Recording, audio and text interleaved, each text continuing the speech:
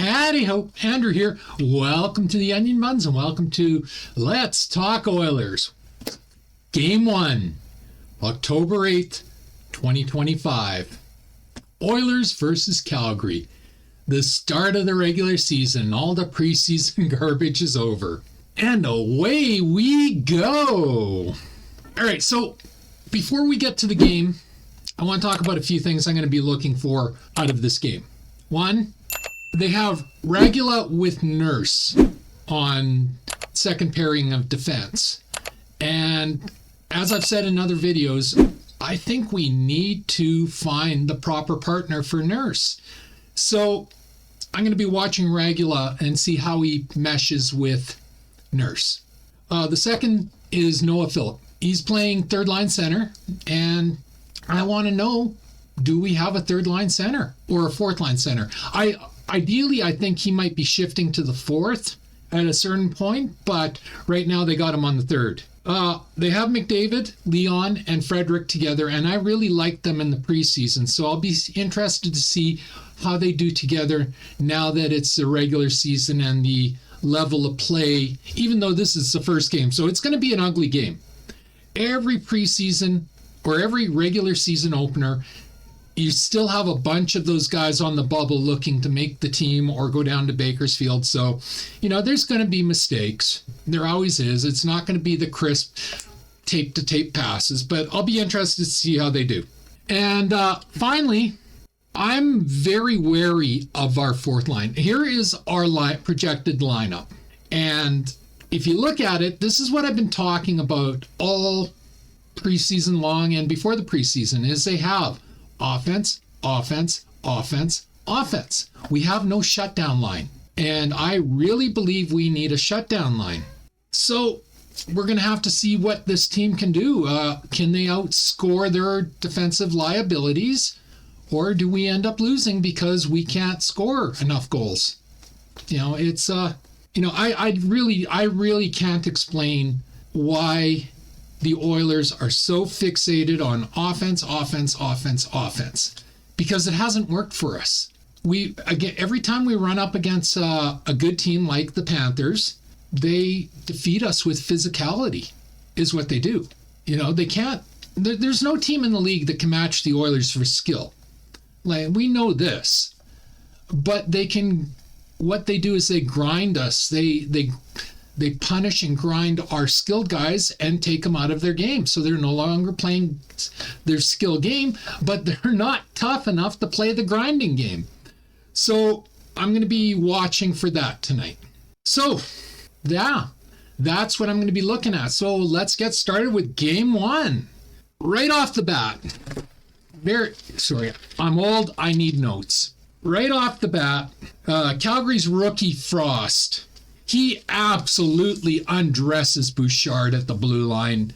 He gets a gorgeous chance on Skinner, but Skinner stood tall and stopped him. But again, you've been hearing me bitch about Bouchard's defensive play, and this was it. He absolutely undressed Bouchard.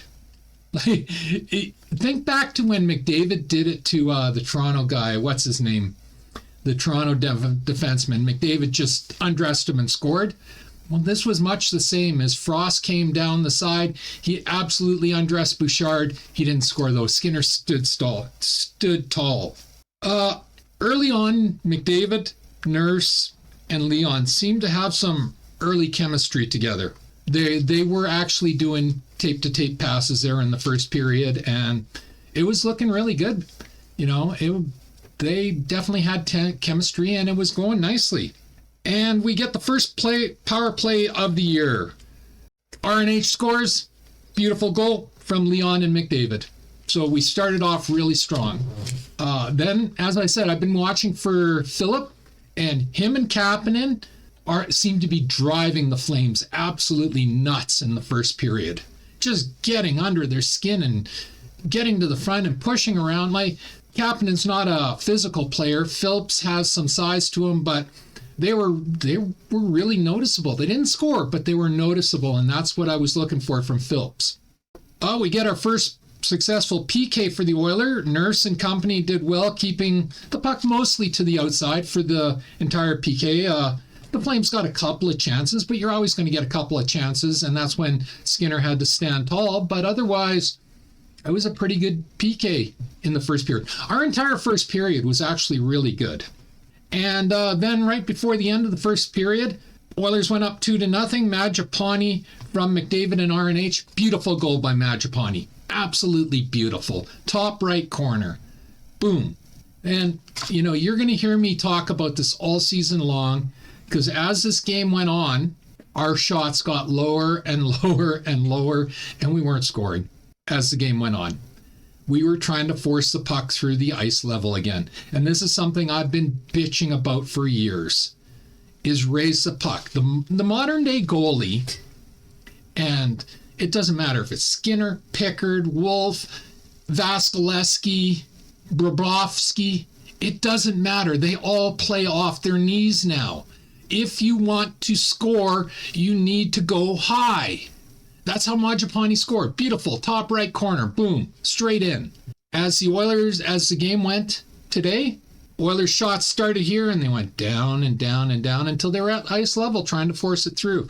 And this is something, I don't think it's got anything to do with the coaches or anything. This is on the players. They have to wake up, and I think ideally 60% of our shots need to be at the halfway to the upper, the top half of the net. They have to be 60% of our shots. You know, this trying to force it through on the bottom is not going to work in this league. It never works in this league. And yeah, you know, like if we didn't have the gratuitous amount of skill we have on this team, we wouldn't even get half the goals we get, because they keep trying. It's almost like there's a mentality on the Oilers where they don't want to take the easy goal. They only want to take the high or the low percentage goal. It's like you'll notice with Bouchard. I don't think I saw Bouchard do a single slap shot this game. Not one. I can't think of one. I watched the entire game. I can't think of a single slap shot. He did soft wrist shots and weak snap shots, but he did not do unload his big slapper once. Why is he out there? If he's not going to do his big shot, why is he out there? Seriously. Somebody in the comments, come and tell me.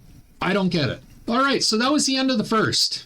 So what I'd noticed by the end of the first was Howard had been noticeable. Isaiah Howard had been in the mix. He'd been noticeable out there.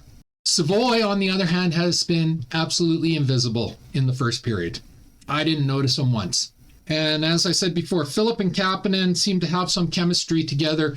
And for a stretch there in the first, they were driving the Flames absolutely nuts in the slot of the goalie around the Flames goalie. So that's really good for them. And if they can keep working off that, good things are going to happen for them. Again, remember, people, this is game one. You are not getting a polished team on game one. I don't care how many preseason games you play, how many practices, you're still going to have rough sections, especially when you're dealing with rookies like Phillips.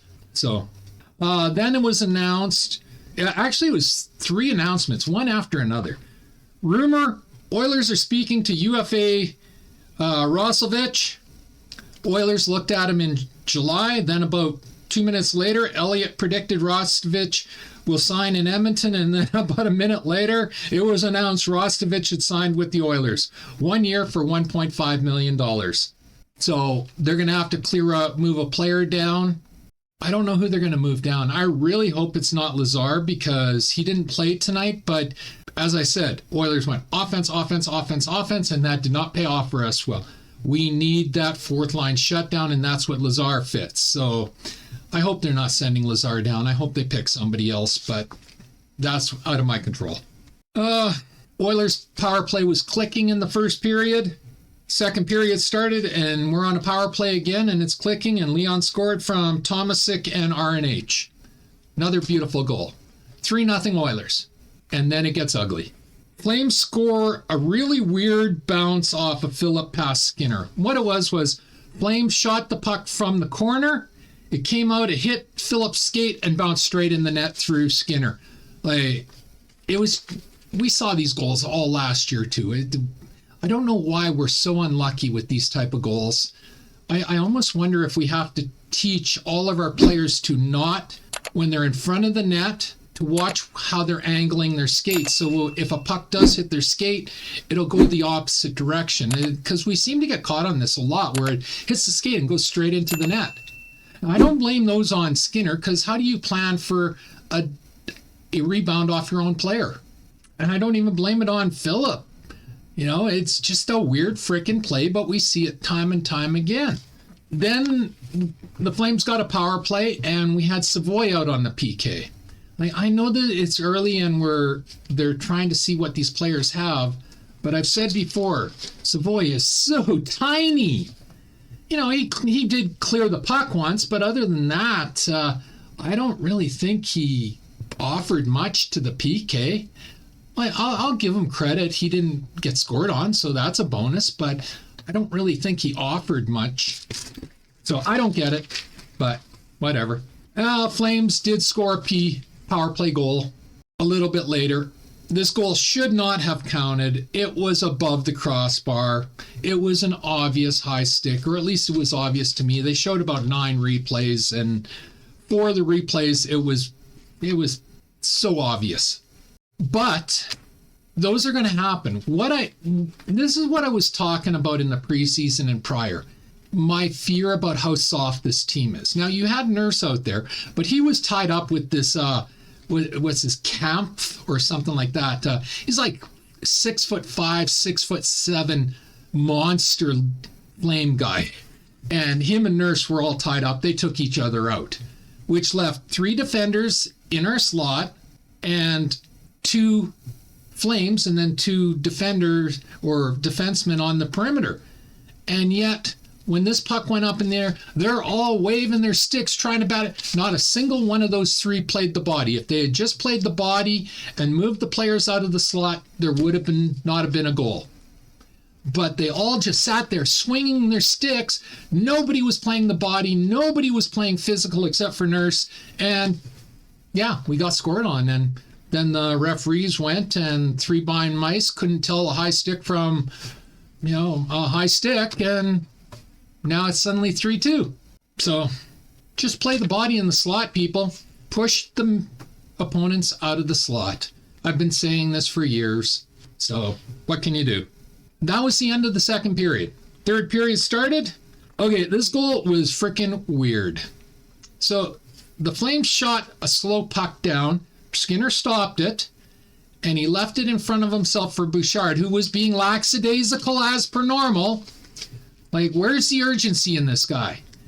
And Bouchard just skated by and didn't touch the puck. The Flame came behind Bouchard, touched the puck, and in the goal it went. Like, what the hell? Like I said, I'll give the rookies a lot of leeway. I'm not giving Bouchard any leeway. He's been in the league long enough. Smarten the hell up already. You just got paid $10.5 million. Play like a frickin' $10.5 million player. I know a lot of people out there are going to blame Skinner, and it was a weak goal, but Skinner thought Bouchard was taking the puck. He left the puck for Bouchard. If he knew Bouchard wasn't taking the puck, Skinner would have pushed that puck into the corner. And I think that's probably what Skinner needs to do moving forward when it involves Bouchard, is do not expect Bouchard to play defense. Play it like he does not exist and get that puck into the corner. Play it to safety. And then Bouchard can go collect the puck there or not, or whatever the hell Bouchard is doing. I don't know. This is where the game turned, though. It seems to me from the second period on, the Flames figured out that they can't beat the Oilers on skill. So they started grinding, playing physical, pushing. Just, they played like the Panthers played us in the finals. Honestly, they don't have the talent that the Panthers have, but that's how they were playing us. They were playing it physical. They were grinding. They were mucking it up. And we had a super soft lineup out there. Offense, offense, offense, offense. Small, small, small, small. And we got pushed around, folks. All right, and that's how they got back in the game. It wasn't from skill. They got a lucky bounce on that first goal, and then they just grinded it. They just kept grinding. Something we don't have in our game. Then we got a penalty, and we're back to the bullshit. Bouchard is on the penalty kill. Here. I give up. But hey, we didn't get scored on, at least, amazingly. What I noticed is what they're doing with Bouchard is they're putting him out there for the first 10 to 15 seconds of a power play and then putting him out there for the final 15 seconds. I understand the final 15 because if you can get the puck, you have your man coming out, you're doing the offense. Okay, I don't understand putting him out there otherwise. Like, he should never see the ice on a penalty kill. Power play, sure, but not on a penalty kill. You know, I did not see Regula out there on a penalty kill, and he has some size and physicality to him. Nurse was doing everything he could do, and Ekholm was pretty solid out there, and, you know, Kulak was pretty steady. So, like, we have the defenders. We don't need to put Bouchard out there on the penalty kill. The other thing I noticed, though, is Howard disappeared in the second period and half of the third period. Went completely invisible. Didn't see him. Didn't see Voy either. But however, Howard did show up in the final half of the third period. He made himself noticeable on a few shifts, at least. Again, he didn't score, but we got to be realistic about this. This is his first NHL game. If you're expecting him to score every single game, you're fooling yourself. I was just wanting to make sure I could notice him. That's all I wanted to see. And I noticed him in the first, and I noticed him in the last half of the third period. But for the second period and for the first half of the third period, him and Savoy, they were both invisible. Well, actually, Savoy was pretty much invisible for the entire game, if I'm being quite honest about it. Then we hit OT. We took a penalty right at the end of the third period, so we had to kill off 26 seconds of the penalty in the third, or in the OT. RNH, Nurse, and Ekholm, they were brilliant out there for those 26 seconds. Killed off the penalty, controlled the play, did phenomenal. Big props to all three players. You know, they did great. Nothing else happened in the overtime, so we went to 8 rounds of a shootout. Now, I know a lot of people are going to bitch about Skinner, but you go 8 rounds, that's not on any goalie. You know, they did what they had to do, and it turned out the way it turned out. For Edmonton, McDavid missed, Leon scored, RNH missed, Tomashek missed, Howard missed, Savoy missed, Bouchard missed, Kapanen missed. Now, I want to say Majapani scored one of our goals, and it was a beautiful goal. So why was Majapani not on our shootout list earlier on? He never got a chance. I understand why they put Howard and Savoy out there, but I would have put Majapani out before Bouchard or Kapanen. Just me, but I mean, he scored, they didn't. Just simple math, nothing else. For the Flames, Kirkland missed, Frost. This Frost kid had a hell of a game for the Flames. He's the guy that undressed Bouchard in the first period, absolutely made him look silly. And Frost has size, he's got a bit of a mean streak to him, and he's got a little bit of hands. So I think the Flames have a keeper with this Frost kid. Anyway, he scored. Anderson missed. Cordova missed. Grodin missed. Shervskoshiv missed. I'm not a Flames fan, so I'm brutalizing some of these names. Zari missed, and then the Weasel Kadri scored, giving the Flames the 4-3 win. And that was our first game. So, all in all, it wasn't a great game. The Oilers were clearly the more skilled team, but the Oilers could not combat when Calgary started getting physical and grinding us. And this is what I was warned. If you go back to my other videos, this is what I was saying, is I was really concerned that we were too soft. We did not have enough grinders and physicality in our lineup. And that's what lost the game for us tonight, in my opinion, is the Flames in the second period on, they just ground us down. They just played physical, ground us down, frustrated us, and got the breaks. and that's all it was.